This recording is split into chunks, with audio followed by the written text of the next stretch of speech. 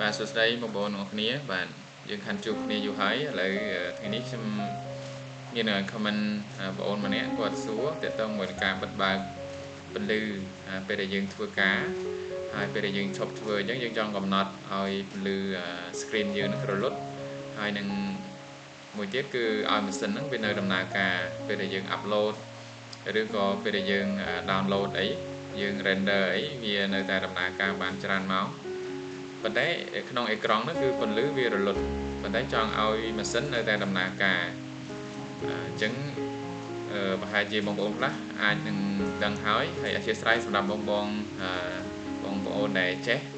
ហើយសម្រាប់បងប្អូនខ្ញុំធ្វើនេះគឺសម្រាប់បងប្អូនថ្មីអញ្ចឹងអធិស្ឋានសម្រាប់បងប្អូនដែលចេះហើយអញ្ចឹងបងប្អូនចូលនៅក្នុងកម្មវិធីក្នុងកុំព្យូទ័រយើងហើយយើងវាយពាក្យcontrol panel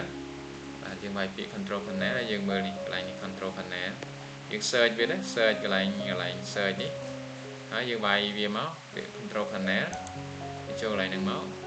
ពេលខ្លះផ្ទាំងរបស់យើងគឺវាអត់ទាន់ចេញយ៉ាងទេបងប្អូនថ្មីប្រហែលជាចេញមកលក្ខណៈដូចនេះអញ្ចឹងយើងត្រូវបដូរវាកន្លែងនេះបាទបដូរវាមកកន្លែងsmall នេះក៏បាន large ក៏បានអញ្ចឹង large នេះវាធំអញ្ចឹងយើងមើលនេះជាផ្ទាំងមួយហើយយើងរកពាក្យថា power option យើងចូលឡើង power option នេះមកហើយបងប្អូនខ្លះមានពាក្យកុំព្យូទ័រវាផ្សេងគ្នាកន្លែងនេះប៉ុន្តែយើងស្វែងរកកន្លែងនេះមានពាក្យ when នេះchange when the computer sleep ចូលឡើងហ្នឹងមក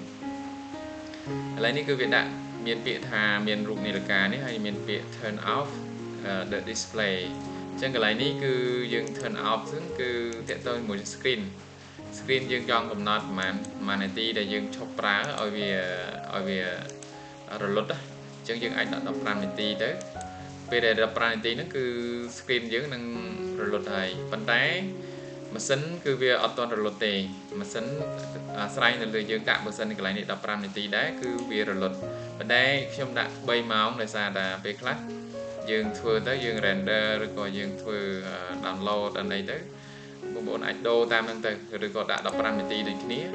បន្ទាប់ពី15នាទីនេះគឺវានឹងរលត់ប៉ុន្តែវាបញ្ហាសម្រាប់តែបងប្អូនតាមតម្រូវការបើបងប្អូនធ្វើ render យូរអាចថា1ម៉ោងឬក៏2ម៉ោងឬក៏3ម៉ោងអីអញ្ចឹងកន្លែងនេះពេលដែលយើងកំណត់15នាទីគឺ screen ក៏រលត់កុំព្យូទ័រយើងក៏វារលត់ដែរអញ្ចឹងវាតោះតែយើងប៉ះ key ណាមួយបានវាមកវិញអញ្ចឹងវាបញ្ហាកន្លែងនេះបាទអញ្ចឹងយើងត្រូវកំណត់តាមតម្រូវការរបស់យើងដាក់រហូតដាក់ never នេះទៅមានន័យថាកុំព្យូទ័ររបស់យើងហ្នឹងវាអត់រលត់ទេតោះតែយើងបិទប៉ុន្តែបើសិនជាយើងដាក់កំណត់ប្រហែលនាទីឧទាហរណ៍ថាខ្ញុំដាក់2ម៉ោងខ្ញុំ upload អញ្ចឹងក្នុង upload មួយវាអាចចំណាយពេលយូរអញ្ចឹងក្នុងរយៈពេល2ម៉ោងឬ3ម៉ោងយើងតាមកំណត់ទៅ